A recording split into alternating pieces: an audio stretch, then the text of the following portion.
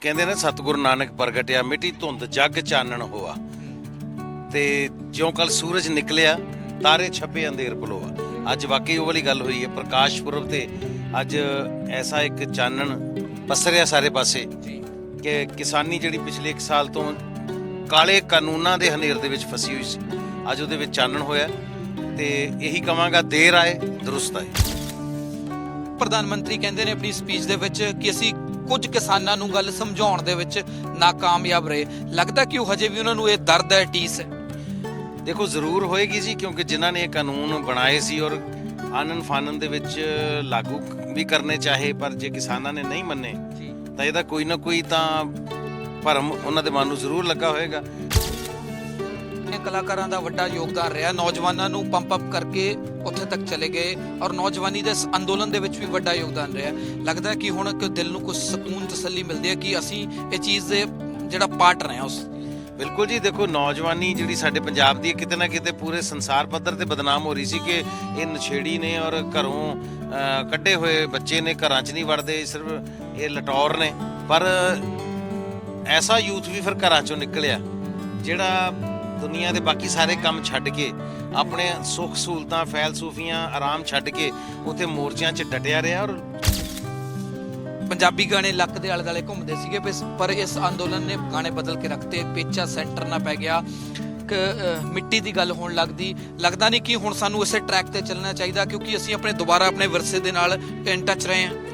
ਚਲੋ ਦੇਖੋ, ਜੋਸ਼ੀਲੇ ਗਾਣੇ ਬੱਚੇ ਗਾਉਂਦੇ ਨੇ, ਯੂਥ ਦਾ ਕੰਮ ਹੈ ਜੋਸ਼ੀਲਾ ਗਾਉਣਾ। ਔਰ ਇਹ ਜਦੋਂ ਕੋਈ ਮੋਰਚੇ, ਸੰਘਰਸ਼, ਕੋਈ ਜਦੋਂ ਸਟਰਗਲ ਚੱਲਦੀ ਹੈ, ਉਦੋਂ ਮੋਟੀਵੇਸ਼ਨਲ ਇਸ ਤਰ੍ਹਾਂ ਦੇ ਪ੍ਰਸੰਗ ਦੀ ਲੋੜ ਹੁੰਦੀ ਹੈ। ਤੁਸੀਂ ਦੇਖੋ ਸਮੇਂ-ਸਮੇਂ ਤੇ ਚੀਜ਼ਾਂ ਦੇ ਰੂਪ ਬਦਲਦੇ ਰਹੇ ਨੇ। ਕਦੇ ਢਾਡੀ, ਕਵੀਸ਼ਰ ਇਹ ਵਾਰਾਂ ਗਾ ਗਾ ਕੇ ਤੁਹਾਡੇ ਅੰਦਰ ਜੋਸ਼ ਭਰਦੇ ਹੁੰਦੇ ਸੀ, ਤੇ ਅੱਜ ਉਹ ਦੌਰ ਨਹੀਂ ਰਿਹਾ ਕਵੀਸ਼ਰਾਂ ਦਾ, ਢਾਡੀਆਂ ਦਾ। ਤੇ ਅੱਜ ਇਹ ਦੌਰ ਹੈ ਕਿ ਬੱਚੇ ਮਿਊਜ਼ਿਕ ਸੁਣਦੇ ਨੇ ਤੇ ਮਿਊਜ਼ਿਕ ਦੇ ਜ਼ਰੀਏ ਉਹਨਾਂ ਨੇ ਕਿਤੇ ਨਾ ਕਿਤੇ ਬਿਲਕੁਲ ਪੁੰਗਰ ਦੇ ਯੂਥ ਨੂੰ ਵੀ ਆਪਣੇ ਨਾਲ ਜੋੜਿਆ। ਜਦੋਂ ਸਵੇਰੇ ਖਬਰ ਸੁਣੀ ਤਾਂ ਦਿਲ ਔਰ ਜ਼ਹਿਨ 'ਚ ਸਭ ਤੋਂ ਪਹਿਲਾਂ ਗੱਲ ਕੀ ਆਈ?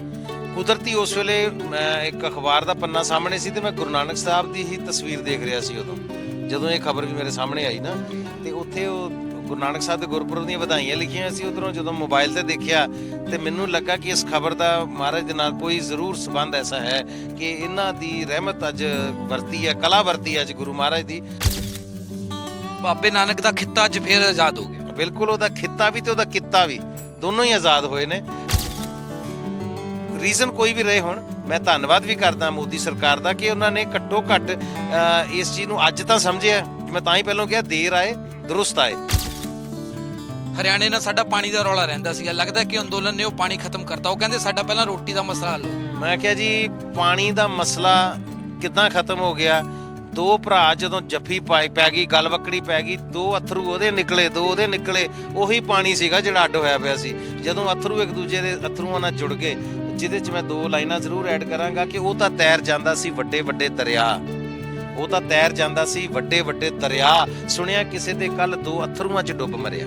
ਸੋ 2 ਅਥਰੂ ਹੀ ਤੁਹਾਡਾ ਮਨ ਪਸੀਜ ਲੈਣ ਨੂੰ, ਤੁਹਾਡੇ ਇਹ ਕੁੜੱਤਣਾ ਦੂਰ ਕਰਨ ਨੂੰ ਬਹੁਤ ਹੁੰਦੇ ਨੇ। ਸਤਿ ਸ਼੍ਰੀ ਅਕਾਲ ਜੀ, ਡੇਲੀ ਪੋਸਟ ਪੰਜਾਬੀ ਤੁਸੀਂ ਵੇਖ ਰਹੇ ਹੋ, ਮੈਂ ਗਗਨ ਸ਼ੁਕਲਾ।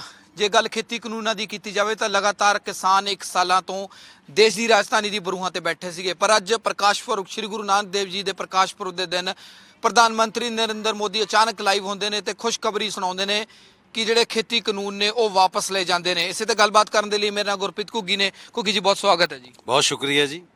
ਸਾਡਾ ਪਹਿਲਾਂ ਹੀ ਬੜਾ ਭਾਗਾਂ ਵਾਲਾ ਦਿਨ ਹੈ ਕਿਉਂਕਿ ਅੱਜ ਪ੍ਰਕਾਸ਼ ਪੁਰਬ ਹੈ ਤੇ ਗੁਰੂ ਨਾਨਕ ਦੇਵ ਜੀ ਦਾ ਜਨਮ ਦਿਨ ਹੈ, ਤਾਂ ਉਤੋਂ ਕਿਸਾਨਾਂ ਦੇ ਲਈ ਵੱਡੀ ਰਾਹਤ ਦੀ ਖਬਰ ਆਈ ਹੈ ਅੱਜ।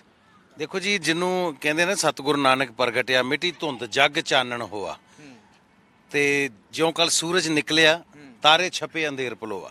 ਅੱਜ ਵਾਕਈ ਉਹ ਵਾਲੀ ਗੱਲ ਹੋਈ ਹੈ। ਪ੍ਰਕਾਸ਼ ਪੁਰਬ ਤੇ ਅੱਜ ਐਸਾ ਇੱਕ ਚਾਨਣ ਪਸਰਿਆ ਸਾਰੇ ਪਾਸੇ ਕਿ ਕਿਸਾਨੀ ਜਿਹੜੀ ਪਿਛਲੇ 1 ਸਾਲ ਤੋਂ ਕਾਲੇ ਕਾਨੂੰਨਾਂ ਦੇ ਹਨੇਰ ਦੇ ਵਿੱਚ ਫਸੀ ਹੋਈ ਸੀ, ਅੱਜ ਉਹਦੇ ਵਿੱਚ ਚਾਨਣ ਹੋਇਆ ਤੇ ਇਹੀ ਕਵਾਂਗਾ ਦੇਰ ਆਏ ਦਰੁਸਤ ਆਏ।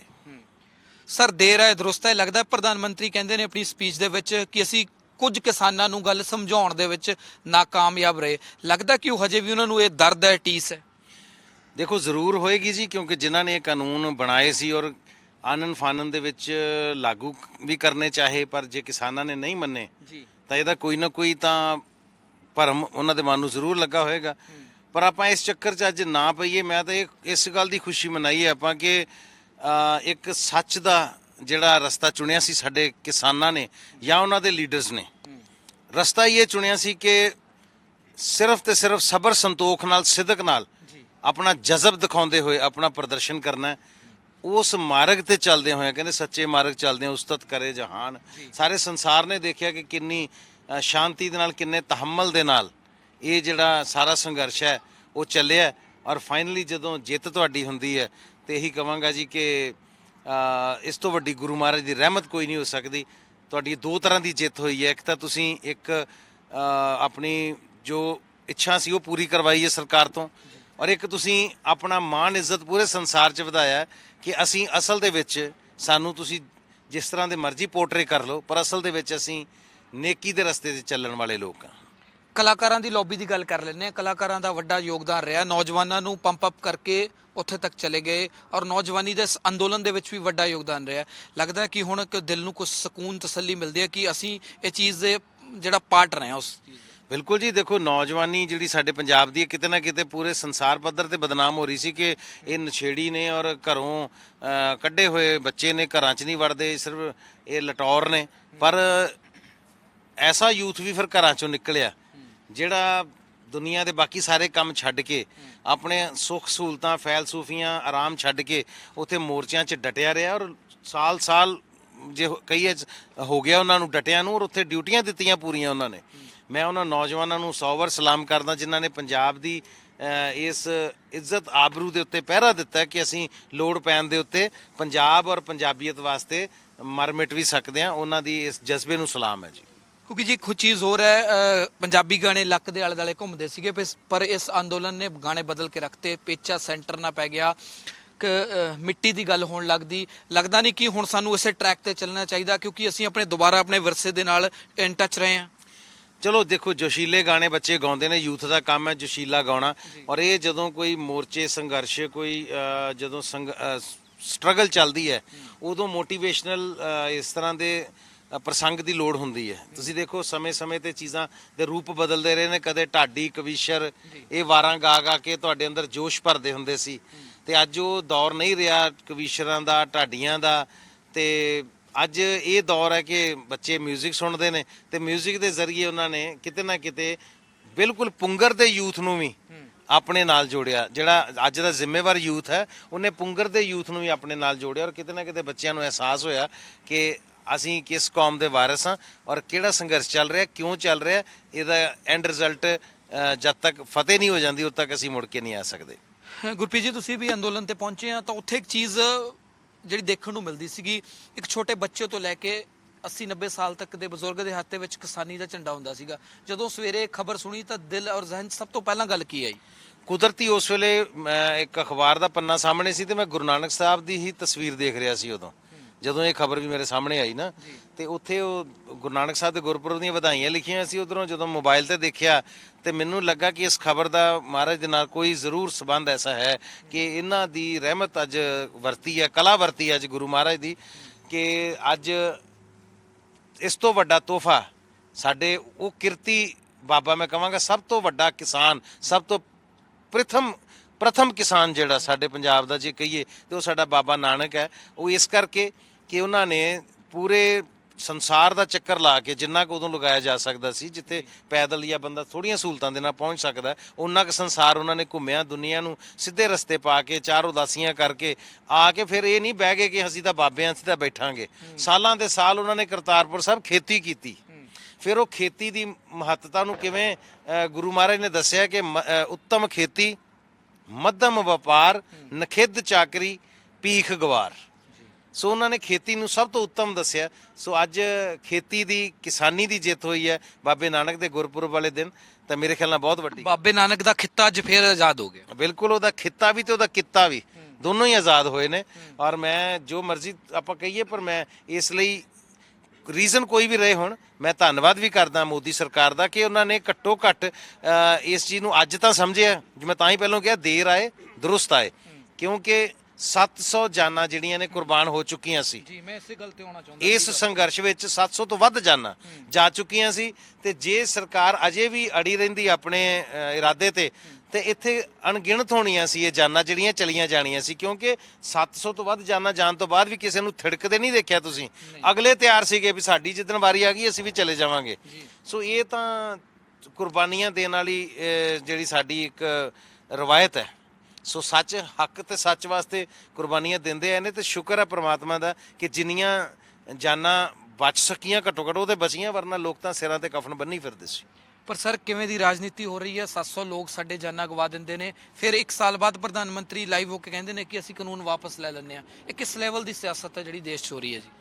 ਦੇਖੋ, ਬਹੁਤ ਵੱਡਾ ਮੁਲਕ ਹੈ ਇੰਡੀਆ, ਮੇਰੇ ਖਿਆਲ ਨਾਲ ਚਾਈਨਾ ਤੋਂ ਬਾਅਦ ਸੈਕੰਡ ਪਾਪੂਲੇਸ਼ਨ ਸਾਡੀ ਹੈ, ਔਰ ਇੰਨੇ ਵੱਡੇ ਲੋਕਤੰਤਰ ਦੇ ਵਿੱਚ ਬੜੇ ਸੁਭਾਵਿਕ ਜੀ ਗੱਲ ਹੈ ਕਿ ਇਸ ਤਰ੍ਹਾਂ ਦੇ ਸਿਆਸੀ ਸਮੀਕਰਨ ਤੁਹਾਨੂੰ ਦੇਖਣ ਨੂੰ ਮਿਲਣਗੇ। ਔਰ ਸਭ ਤੋਂ ਵੱਧ ਧਰਮ ਇਸ ਮੁਲਕ ਦੇ ਵਿੱਚ ਨੇ, ਸਭ ਤੋਂ ਵੱਧ ਜ਼ਾਤ ਵਰਨ ਦੇ ਵਿੱਚ ਅਸੀਂ ਵੰਡੇ ਹੋਏ ਹਾਂ। ਸੋ ਇਹਨਾਂ ਮੁਲਕਾਂ ਦੇ ਵਿੱਚ ਇਸ ਤਰ੍ਹਾਂ ਦੀ ਸਿਆਸਤ ਦੇਖਣਾ ਬੜੀ ਸੁਭਾਵਿਕ ਜੀ ਗੱਲ ਹੈ। ਔਰ ਖ਼ਾਸ ਤੌਰ ਤੇ ਅੱਜ ਜਦੋਂ ਸਰਕਾਰ ਨੇ ਵੀ ਹਰ ਤਰ੍ਹਾਂ ਨਾਲ ਕਿਸਾਨਾਂ ਨੂੰ ਮਨਾਉਣ ਦੀ, ਸਮਝਾਉਣ ਦੀ ਜਾਂ ਦਬਾਉਣ ਦੀ, ਇਹੋ ਹੀ ਕਹਿ ਰਹੇ ਦਬਾਉਣ ਦੀ ਵੀ ਕੋਸ਼ਿਸ਼ ਕਰਕੇ ਦੇਖ ਲਈ, ਪਰ ਜਦੋਂ ਸੱਚ ਸਮਝ ਆ ਗਿਆ ਕਿ ਨਹੀਂ ਇਹ ਚੀਜ਼ ਪੋਸੀਬਲ ਨਹੀਂ ਹੈ ਤਾਂ ਘੱਟੋ ਘੱਟ ਫਿਰ ਉਹੀ ਗੱਲ ਹੈ ਕਿ ਜਦੋਂ ਸਮਝ ਗਏ ਉਦੋਂ ਹੀ ਵਧੀਆ ਗੱਲ ਹੈ। ਘੱਟੋ ਘੱਟ ਇੱਕ ਸ਼ਾਂਤੀ ਦਾ ਮਾਹੌਲ ਦੁਬਾਰਾ, ਸਕੂਨ ਦਾ ਪੁਰਅਮਨ ਮਾਹੌਲ ਨੂੰ ਦੁਬਾਰਾ ਦੇਖਣ ਦਾ ਮੌਕਾ ਮਿਲੇਗਾ ਸਾਨੂੰ। ਗੁਰਪ੍ਰੀਤ ਜੀ, ਪੋਲੀਟੀਕਲ ਸਮਝ ਬਹੁਤ ਹੈ ਤੁਹਾਨੂੰ। ਇੱਕ ਪੋਲੀਟੀਕਲ ਸਵਾਲ ਕਰ ਲੈਂਦੇ ਆ, ਲੱਗਦਾ ਨਹੀਂ ਕਿ ਇਹ ਸਾਰਾ ਸਿਨੈਰੀਓ 2022 ਨੂੰ ਲੈ ਕੇ ਆ, ਕਿਉਂਕਿ ਦੇਸ਼ ਦਾ ਸਭ ਤੋਂ ਵੱਡਾ ਸੂਬਾ ਉੱਤਰ ਪ੍ਰਦੇਸ਼ ਦੇ ਵਿੱਚ ਵੀ ਇਲੈਕਸ਼ਨ ਨੇ, ਫਿਰ ਪੰਜਾਬ ਦੇ ਵਿੱਚ ਵੀ, ਔਰ ਮਾਹੌਲ ਜੇ ਪੰਜਾਬ ਦੀ ਗੱਲ ਕੀਤੀ ਜਾਵੇ ਤਾਂ ਪੂਰਾ ਤਣਾਅਪੂਰਨ ਹੁੰਦਾ ਜਾ ਰਿਹਾ ਸੀ। ਬਿਲਕੁਲ ਜੀ, ਕਿਸੇ ਵੀ ਸਿਆਸੀ ਜਮਾਤ ਵਾਸਤੇ ਜਿਹੜੀ ਇੱਕ ਵੋਟਾਂ ਨੂੰ ਲੈ ਕੇ ਕੈਲਕੂਲੇਟਰ ਹੱਥ 'ਚ ਹੀ ਰੱਖਦੀ ਹੈ, ਕੋਈ ਵੀ ਸਿਆਸੀ ਜਮਾਤ ਹੈ, ਤਾਂ ਜਦੋਂ ਉਹਦਾ ਕੈਲਕੂਲੇਟਰ ਉਹਨੂੰ ਦਿਖਾਉਣ ਲੱਗ ਪੈਂਦਾ ਨਾ ਵੀ ਕੰਮ ਘਟਾਓ ਵਾਲੇ ਪਾਸੇ ਜਾਣ ਲੱਗ ਗਿਆ, ਤਾਂ ਫਿਰ ਉਹ ਕਿਸੇ ਵੀ ਫੈਸਲੇ ਲਈ ਤਿਆਰ ਹੋ ਜਾਂਦੀ ਹੈ। ਪਰ ਮੈਂ ਸਮਝਦਾ ਕਿ ਇਹ ਵਾਕਈ ਐਸਾ ਮੌਕਾ ਸੀ ਜਿਹਦੇ ਵਿੱਚ ਕਿਤੇ ਨਾ ਕਿਤੇ ਸਰਕਾਰ ਨੂੰ ਲੋਕਾਂ ਦਾ ਮੂਡ ਸਮਝ ਆ ਗਿਆ ਸੀ, ਲੋਕਾਂ ਦਾ ਮਨ ਸਮਝ ਆ ਗਿਆ ਸੀ, ਕਿਉਂਕਿ ਇੱਕ ਵੈਸਟ ਬੰਗਾਲ ਦੇ ਵਿੱਚ ਵੀ ਪਤਾ ਲੱਗਾ ਕਿ ਲੋਕਾਂ ਦੇ ਵਿੱਚ ਇੱਕ ਇਸ ਚੀਜ਼ ਨੂੰ ਲੈ ਕੇ ਵਿਰੋਧ ਹੈ। ਉਸ ਤੋਂ ਬਾਅਦ ਬਾਈ ਇਲੈਕਸ਼ਨ ਹਿਮਾਚਲ ਦੀ ਤੁਸੀਂ ਦੇਖ ਲਓ, ਹਿਮਾਚਲ ਤਾਂ ਕਦੇ ਉਹ ਸੋਚ ਵੀ ਨਹੀਂ ਸਕਦੀ ਸੀ ਇਹ ਸਰਕਾਰ ਕਿ ਇਸ ਤਰ੍ਹਾਂ ਲੋਕ ਟੁੱਟ ਜਾਣਗੇ ਸਾਡੇ ਨਾਲੋਂ। ਔਰ ਇਸ ਕਰਕੇ ਵੀ ਸ਼ਾਇਦ ਜਿਹੜੇ ਉਹਨਾਂ ਦੇ ਕੋਈ ਸਿਆਣੇ ਬੰਦੇ ਨਾਲ ਜੁੜੇ ਹੋਏ ਨੇ, ਉਹਨਾਂ ਨੇ ਦੱਸਿਆ ਹੋਏਗਾ ਕਿ ਫਾਈਨਲੀ ਸਾਨੂੰ ਇਸ ਚੀਜ਼ ਦਾ ਨੁਕਸਾਨ ਹੋ ਰਿਹਾ ਤੇ ਇਹ ਅੱਗੇ ਜਾ ਕੇ ਹੋਰ ਨੁਕਸਾਨਦਾਇਕ ਹੋਏਗਾ ਤੇ ਆਪਣੀ ਪਾਰਟੀ ਲਈ ਜਾਂ ਆਪਣੀ ਹਕੂਮਤ ਲਈ ਵੀ ਇਹ ਚੀਜ਼ ਠੀਕ ਨਹੀਂ। ਹੁਣ ਕੈਪਟਨ ਸਾਹਿਬ ਨੂੰ ਕਿਵੇਂ ਦੇਖਦੇ ਹੋ? ਕੈਪਟਨ ਸਾਹਿਬ ਹੋ ਗਏ, ਬੀਜੇਪੀ ਹੋ ਗਏ, ਹੁਣ ਲੱਗਦਾ ਤਾਰਾਂ ਜੁੜਨਗੀਆਂ? ਦੇਖੋ, ਇਹ ਕਿਆਫੇ ਲਾਉਣੇ ਬੜੇ ਮੁਸ਼ਕਲ ਹੈ ਜੀ। ਜੋ ਪੰਜਾਬ ਦੇ ਵਿੱਚ ਪਿਛਲੇ 2-2.5 ਮਹੀਨੇ 'ਚ ਹੋਇਆ, ਇਹ ਤਾਂ ਤੁਸੀਂ ਵੀ ਕਦੇ ਨਹੀਂ ਅੰਦਾਜ਼ਾ ਲਾਇਆ ਸੀ ਵੀ ਇਦਾਂ ਹੋ ਜਾਏਗਾ। ਬਿਲਕੁਲ। ਸੋ ਇਹ ਅੰਦਾਜ਼ੇ ਕਿਆਫੇ ਲਾਉਣੇ ਬੜੇ ਮੁਸ਼ਕਲ ਨੇ, ਪਰ ਮੈਨੂੰ ਲੱਗਦਾ ਕਿ ਸਿਆਸੀ ਮਾਹੌਲ ਹੁਣ ਨਿੱਤਰਦਾ ਜਾ ਰਿਹਾ, ਕਿਉਂਕਿ ਜਿੰਨਾ ਕੁ ਖਲਾਰਾ ਪਿਆ ਹੋਇਆ ਸੀ ਨਾ, ਹੁਣ ਚੀਜ਼ਾਂ ਸਭ ਦੇ ਸਾਹਮਣੇ ਆਉਣ ਲੱਗ ਪਈਆਂ। ਸਾਰਿਆਂ ਦੇ ਰੁੱਖ, ਸਾਰਿਆਂ ਦੇ ਮੂਡ, ਸਾਰਿਆਂ ਦੇ ਪੈਂਤਰੇ ਉਹ ਸਮਝ ਆਉਣ ਲੱਗ ਪਏ। ਮੈਨੂੰ ਲੱਗਦਾ ਹੋਰ 10-15 ਦਿਨਾਂ ਦੇ ਵਿੱਚ ਪਿਕਚਰ ਬਿਲਕੁਲ ਕਲੀਅਰ ਹੋ ਜਾਏਗੀ ਔਰ ਇਸ ਮਹੀਨੇ ਦੇ ਅੰਤ ਤੱਕ ਲੋਕਾਂ ਨੂੰ ਆਪਣਾ ਮਾਈਂਡ ਸੈੱਟ ਕਰਨ ਦਾ ਪੂਰਾ ਟਾਈਮ ਮਿਲ ਜਾਏਗਾ। ਹਰ ਕੋਈ ਬੰਦਾ ਆਪਣਾ ਬੈਸਟ ਕਰਕੇ ਲੋਕਾਂ ਨੂੰ ਖੁਸ਼ ਕਰਨ ਦੀ ਕੋਸ਼ਿਸ਼ ਵੀ ਕਰ ਰਿਹਾ, ਕੋਈ ਕੰਮ ਕਰਕੇ, ਕੋਈ ਵਾਅਦੇ ਕਰਕੇ, ਤੇ ਕੋਈ ਸੁਪਨੇ ਦਿਖਾ ਕੇ, ਕੋਈ ਸੁਪਨਿਆਂ ਨੂੰ ਸਾਕਾਰ ਕਰਨ ਦੀ ਗੱਲ ਕਰਕੇ, ਕੋਈ ਆਪਣੇ ਪੁਰਾਣੇ ਪਾਪ ਧੋ ਕੇ, ਕੋਈ ਆਪਣੀਆਂ ਗਲਤੀਆਂ ਗੁਨਾਹਾਂ ਦੇ ਉੱਤੇ ਪਰਦਾ ਪਾ ਕੇ, ਕੋਈ ਨਵੇਂ ਗੁਨਾਹਾਂ ਤੇ ਗਲਤੀਆਂ ਨੂੰ ਦਿਮਾਗ 'ਚ ਰੱਖ ਕੇ ਵੀ ਬਾਅਦ 'ਚ ਇਦਾਂ ਕਰ ਲਾਂਗੇ। ਪਤਾ ਨਹੀਂ ਕੀ ਕਿਹਦੇ ਮਾਈਂਡ 'ਚ ਚੱਲ ਰਿਹਾ। ਕੋਸ਼ਿਸ਼ਾਂ ਹੋ ਰਹੀਆਂ, ਪਰ ਮੈਨੂੰ ਲੱਗਦਾ ਇਸ ਮਹੀਨੇ ਦੇ ਅੰਤ ਤੱਕ ਸਭ ਕੁਝ ਨਿੱਖਰ ਕੇ, ਨਿੱਤਰ ਕੇ ਸਾਹਮਣੇ ਆ ਜਾਏਗਾ। ਲੋਕ ਆਪਣਾ ਮਾਈਂਡ ਸੈੱਟ ਕਰ ਲੈਣਗੇ। ਮੇਰਾ ਲਾਸਟ ਸਵਾਲ ਹੈ, ਹੁਣ ਅੰਦੋਲਨ ਚੱਲ ਰਿਹਾ ਵੱਡੇ ਪੱਧਰ ਤੇ, ਕਾਨੂੰਨ ਵੀ ਵਾਪਸ ਹੋ ਗਏ, ਲੱਗਦਾ ਕਿ ਹੁਣ ਕ੍ਰੈਡਿਟ ਵਾਰ ਹੋਊਗੀ ਕਿ ਕੌਣ ਕ੍ਰੈਡਿਟ ਲੈਂਦਾ ਹੈ ਸਭ ਤੋਂ ਵੱਧ, ਕਿਉਂਕਿ ਲਾਈਨ ਵੱਡੀ ਲੰਬੀ ਹੋਊਗੀ ਕਿ ਕਿਸ ਨੂੰ ਕ੍ਰੈਡਿਟ ਜਾਂਦਾ? ਮੈਂ ਕਿਹਾ ਜੀ ਸਾਰਿਆਂ ਨੇ ਕੋਸ਼ਿਸ਼ਾਂ ਕਰਨੀਆਂ, ਜਿਹੜਾ ਮਰਜ਼ੀ ਕੋਸ਼ਿਸ਼ ਕਰ ਲਵੇ। ਇੱਕ ਗੱਲ ਮੈਂ ਤੁਹਾਡੇ ਡੇਲੀ ਪੋਸਟ ਤੇ ਅੱਜ ਕਹਿਣ ਲੱਗਾ, ਇਹਦਾ ਕ੍ਰੈਡਿਟ ਸਿਰਫ ਇੱਕੋ ਜਮਾਤ ਨੂੰ ਜਾਂਦਾ, ਉਹ ਜਮਾਤ ਹੈ ਜੀ ਕਿਸਾਨ। ਉਹ ਸਾਡੇ ਨਿੱਕੇ ਨਿੱਕੇ ਬੱਚੇ ਤੇ ਸਾਡੇ 90 ਸਾਲਾਂ ਦੇ ਬਾਬੇ, ਜਿਨ੍ਹਾਂ ਨੇ ਆਪਣੇ ਜ਼ਿੰਦਗੀ ਦੇ ਉਹ ਪਲ ਜਿਹੜੇ ਉਹਨਾਂ ਨੂੰ ਘਰ ਬਹਿ ਕੇ ਸਕੂਨ ਨਾਲ, ਆਰਾਮ ਨਾਲ ਗੁਜ਼ਾਰਨੇ ਚਾਹੀਦੇ ਸੀ, ਆਪਣੇ ਬੱਚਿਆਂ ਤੋਂ ਸੇਵਾ ਕਰਾਉਣ ਦਾ ਟਾਈਮ ਸੀ ਉਹਨਾਂ ਦਾ, ਉਹਨਾਂ ਨੇ ਜ਼ਿੰਦਗੀ ਦੇ ਜਿਹੜੇ ਉਹ ਕੀਮਤੀ ਦਿਨ ਉੱਥੇ ਗੁਜ਼ਾਰਿਆ। ਸਾਰਾ ਕ੍ਰੈਡਿਟ ਉਹਨਾਂ ਨੂੰ ਜਾਂਦਾ। ਜਿਹੜਾ ਵੀ ਕ੍ਰੈਡਿਟ ਲੈਣਾ ਚਾਹਵੇ ਉਹ ਝੂਠ ਹੈ। ਕ੍ਰੈਡਿਟ ਸਿਰਫ ਇੱਕ ਆਮ ਸਧਾਰਨ ਕਿਸਾਨ ਨੂੰ ਜਾਂਦਾ ਜੀ। ਆਪਾਂ 4 ਦਿਨ ਰਿਸ਼ਤੇਦਾਰੀ ਜਾਂਦੇ ਹਾਂ, ਉੱਥੋਂ ਵੀ ਮਨ ਅੱਕ ਜਾਂਦਾ, ਨਾਲੇ ਰਿਸ਼ਤੇਦਾਰ ਸੇਵਾ ਬਹੁਤ ਕਰਦੇ ਨੇ। ਆਪਣੇ ਘਰਾਂ ਤੋਂ 500 ਕਿਲੋਮੀਟਰ ਦੂਰ ਬੈਠਣਾ ਵੱਡੀ ਗੱਲ ਹੈ। ਉਹ ਤਾਂ ਹੀ ਮੈਨੂੰ ਲੱਗਦਾ ਚਲੇ ਗਏ ਵੀ ਉੱਥੇ ਸਾਰੇ ਬਹਿ ਗਏ ਵੀ ਰਿਸ਼ਤੇਦਾਰ ਤੇ ਆ ਕੇ ਮੱਤ ਮਾਰਦੇ ਨੇ। ਉੱਥੇ ਜਿਹੜੀਆਂ ਅਸਲੀ ਰਿਸ਼ਤੇਦਾਰੀਆਂ ਪਈਆਂ ਨਾ, ਸਾਂਝਾਂ ਪਈਆਂ ਨੇ, ਉਹ ਸਾਂਝ ਵਰਗੀ ਕੋਈ ਸਾਂਝ ਨਹੀਂ। ਕਿਉਂਕਿ ਜਿੰਨੀ ਵਾਰੀ ਵੀ ਮੋਰਚੇ ਤੇ ਗਏ ਮੈਂ ਬੱਚਿਆਂ ਨੂੰ ਵੀ ਲੈ ਕੇ ਗਿਆ, ਉੱਥੇ ਜਾ ਕੇ ਅਸੀਂ ਇੱਕ ਚੀਜ਼ ਦੇਖੀ ਹੈ, ਉੱਥੇ ਸਿਰਫ ਤੇ ਸਿਰਫ ਇੱਕੋ ਲੈਂਗੁਏਜ ਚੱਲਦੀ ਸੀ, ਉਹ ਸੀ ਸਤਿਕਾਰ ਦੀ ਭਾਸ਼ਾ। ਆਓ ਜੀ, ਬੈਠੋ ਜੀ, ਪ੍ਰਸ਼ਾਦਾ ਛਕ ਕੇ ਜਾਓ ਜੀ, ਹੁਕਮ ਕਰੋ ਜੀ, ਕੀ ਕਰ ਸਕਦੇ ਆ ਜੀ, ਸੇਵਾ। ਇੱਕ ਕਿਸੇ ਦੀ ਗੱਡੀ ਫਸ ਜੇ, ਤੁਹਾਡੀ ਪਤਾ ਨਹੀਂ ਗੱਡੀ ਉੱਥੇ ਕਦੀ ਫਸੀ ਕਿ ਨਹੀਂ ਫਸੀ, ਬਹੁਤ ਵਾਰ ਤੁਹਾਨੂੰ ਤਾਂ ਹੱਥ ਹੀ ਨਹੀਂ ਲਾਉਣ ਦਿੱਤਾ ਹੋਣਾ ਉਹਨਾਂ ਨੇ। ਮੁੰਡੇ ਆਂਦੇ ਆ 40-50 ਪਤਾ ਨਹੀਂ ਕਿੱਥੋਂ ਆਉਂਦੇ, ਤੁਹਾਡੀ ਕਾਰ ਹੱਥਾਂ ਨਾਲ ਚੁੱਕ ਕੇ ਸਾਈਡ ਤੇ ਰੱਖ ਦਿੰਦੇ ਆ। ਇਹ ਭਾਵਨਾ ਉੱਥੇ ਜਿਹੜੀ ਦੇਖਣ ਨੂੰ ਮਿਲੀ। ਫਿਰ ਤੁਸੀਂ ਸੁੱਤੇ ਪਏ ਹੋ, ਮੈਂ ਪਰਿਵਾਰ ਨਾਲ ਸੀ ਉਦੋਂ, ਮੈਂ ਦੇਖਿਆ ਜੀ ਇੱਕ ਅਸੀਂ ਵੱਖਰੀ ਜੀ ਥਾਂ ਦੇਖ ਕੇ ਉੱਥੇ ਆਪਣੇ ਟੈਂਟ ਲਾ ਲਏ, ਅਸੀਂ ਉੱਥੇ ਸੁੱਤੇ। ਤੇ ਸਵੇਰੇ ਸਾਨੂੰ ਪਤਾ ਲੱਗਾ ਕਿ 4-5 ਨੌਜਵਾਨ ਜਿਨ੍ਹਾਂ ਦੇ ਸਾਹਮਣੇ ਟੈਂਟ ਲੱਗੇ ਸੀ, ਉਹਨਾਂ ਨੂੰ ਪਤਾ ਸੀ ਕਿ ਮੇਰਾ ਪਰਿਵਾਰ ਇੱਥੇ ਸੁੱਤਾ ਹੈ, ਉਹ ਸਾਰੀ ਰਾਤ ਪਹਿਰਾ ਹੀ ਦਿੰਦੇ ਰਹੇ ਉੱਥੇ, ਬਿਨਾਂ ਸਾਨੂੰ ਦੱਸਿਆ, ਬਿਨਾਂ ਸਾਡੇ ਕਿਹਾ। ਸੋ ਇਹ ਭਾਵਨਾ ਉਦਾਂ ਕਿਤੇ ਨਹੀਂ ਕਦੀ ਆ ਸਕਦੀ ਸੀ। ਇਹ ਜਿਹੜੀ ਭਾਵਨਾ ਜਾਗੀ ਆਪਣੇ ਨੌਜਵਾਨਾਂ 'ਚ, ਆਪਣੇ ਪੰਜਾਬੀਆਂ 'ਚ, ਇਹ ਸਾਂਝ ਜਿਹੜੀ ਪੈਣੀ ਸੀ, ਅਸੀਂ ਬਿਖਰ ਗਏ ਸੀ, ਖਿਲਰ ਗਏ ਸੀ। ਇਸ ਮੋਰਚੇ ਨੇ ਇੱਕ ਸਾਨੂੰ ਇਕੱਠਿਆਂ ਵੀ ਕੀਤਾ ਇੱਦਾਂ, ਫਿਰ ਇੱਕ ਮੁੱਠੀ ਹੋ ਕੇ ਅਸੀਂ ਜਿਹੜੇ ਉੱਥੋਂ ਆਏ ਆ ਨਾ, ਇਹ ਸਾਲਾਂ ਤੱਕ ਸਾਡੇ ਆਉਣ ਵਾਲੇ ਬੱਚਿਆਂ ਨੂੰ, ਆਉਣ ਵਾਲੀਆਂ ਨਸਲਾਂ ਨੂੰ ਇੱਕ ਨਸੀਹਤ ਤੇ ਇੱਕ ਅੱਛੀ ਤਰਬੀਅਤ ਦਿੰਦੀ ਰਹੇਗੀ। ਸਵਾਲ ਚੋਂ ਸਵਾਲ ਆ ਗਿਆ ਇੱਕ ਹੋਰ, ਜਾਂਦੇ ਜਾਂਦੇ ਹੀ ਹਰਿਆਣੇ ਨਾਲ ਸਾਡਾ ਪਾਣੀ ਦਾ ਰੌਲਾ ਰਹਿੰਦਾ ਸੀਗਾ, ਲੱਗਦਾ ਕਿ ਅੰਦੋਲਨ ਨੇ ਉਹ ਪਾਣੀ ਖਤਮ ਕਰਤਾ। ਉਹ ਕਹਿੰਦੇ ਸਾਡਾ ਪਹਿਲਾਂ ਰੋਟੀ ਦਾ ਮਸਲਾ ਹੱਲ ਹੋ ਗਿਆ। ਮੈਂ ਕਿਹਾ ਜੀ, ਪਾਣੀ ਦਾ ਮਸਲਾ ਕਿੱਦਾਂ ਖਤਮ ਹੋ ਗਿਆ? ਦੋ ਭਰਾ ਜਦੋਂ ਜੱਫੀ ਪੈ ਗਈ, ਗੱਲ ਵੱਕੜੀ ਪੈ ਗਈ, ਦੋ ਅਥਰੂ ਉਹਦੇ ਨਿਕਲੇ, ਦੋ ਉਹਦੇ ਨਿਕਲੇ, ਉਹੀ ਪਾਣੀ ਸੀਗਾ ਜਿਹੜਾ ਅੱਡ ਹੋਇਆ ਪਿਆ ਸੀ। ਜਦੋਂ ਅਥਰੂ ਇੱਕ ਦੂਜੇ ਦੇ ਅਥਰੂਆਂ ਨਾਲ ਜੁੜ ਗਏ, ਜਿਹਦੇ 'ਚ ਮੈਂ 2 ਲਾਈਨਾਂ ਜ਼ਰੂਰ ਐਡ ਕਰਾਂਗਾ ਕਿ ਉਹ ਤਾਂ ਤੈਰ ਜਾਂਦਾ ਸੀ ਵੱਡੇ ਵੱਡੇ ਦਰਿਆ, ਉਹ ਤਾਂ ਤੈਰ ਜਾਂਦਾ ਸੀ ਵੱਡੇ ਵੱਡੇ ਦਰਿਆ। ਸੁਣਿਆ ਕਿਸੇ ਦੇ ਕੱਲ 2 ਅਥਰੂਆਂ 'ਚ ਡੁੱਬ ਮਰਿਆ। ਸੋ 2 ਅਥਰੂ ਹੀ ਤੁਹਾਡਾ ਮਨ ਪਸੀਜ ਲੈਣ ਨੂੰ, ਤੁਹਾਡੇ ਇਹ ਕੁੜੱਤਣਾ ਦੂਰ ਕਰਨ ਨੂੰ ਬਹੁਤ ਹੁੰਦੇ ਨੇ। ਸੋ ਸਮਝ ਉੱਥੇ ਜਾ ਕੇ ਆਈ ਹਰਿਆਣੇ ਪੰਜਾਬ ਨੂੰ, ਤੇ ਅਸੀਂ ਤਾਂ ਇੱਕੋ ਹੀ ਆ, ਸਾਨੂੰ ਸਿਰਫ ਪਾਣੀਆਂ ਦੇ ਨਾਂ ਤੇ ਲੜਾਇਆ ਜਾ ਰਿਹਾ। ਬਹੁਤ ਮਿਹਰਬਾਨੀ ਗੱਲਬਾਤ ਦੇ ਲਈ। ਗੁਰਪ੍ਰੀਤ ਘੁੱਗੀ, ਕਿਸਾਨੀ ਅੰਦੋਲਨ ਕੇ ਦਿਲ ਅੱਜ ਬੇਹੱਦ ਖੁਸ਼ ਹੈ, ਕਿਉਂਕਿ ਸਾਡੇ ਜੋ 90 ਸਾਲ ਦੇ ਬਜ਼ੁਰਗ ਬਰੂਹਾਂ ਤੇ ਬੈਠੇ ਤੇ, ਉਹਨਾਂ ਦੀ ਮਿਹਨਤ ਨੂੰ ਜਿਹੜਾ ਅੱਜ ਰੰਗ ਪਿਆ। ਔਰ ਸਭ ਤੋਂ ਵੱਡੀ ਗੱਲ ਹੈ, ਕੇਂਦਰ ਸਰਕਾਰ ਨੂੰ ਕਿਹਾ ਦੇਰ ਆਏ ਆ ਦਰੁਸਤ ਆਏ, ਔਰ ਪੰਜਾਬ ਤੇ ਹਰਿਆਣੇ ਦੀ ਦੋਸਤੀ ਨੂੰ ਲੈ ਕੇ ਆ ਕਿ ਪਾਣੀਆਂ ਨੂੰ ਲੈ ਕੇ ਲੜਾਈ ਖਤਮ ਹੋ ਚੁੱਕੀ ਹੈ। ਵੱਡੇ ਭਰਾ ਤੇ ਛੋਟੇ ਭਰਾ ਦਾ ਜਿਹੜਾ ਪਿਆਰ ਆ ਉਹ ਲਗਾਤਾਰ ਜਾਰੀ ਰਹੂਗਾ। ਕੈਮਰਾਮੈਨ ਵਿੱਕੀ ਦੇ ਨਾਲ ਗਗਨ ਸ਼ੁਕਲਾ, ਡੇਲੀ ਪੋਸਟ ਪੰਜਾਬੀ।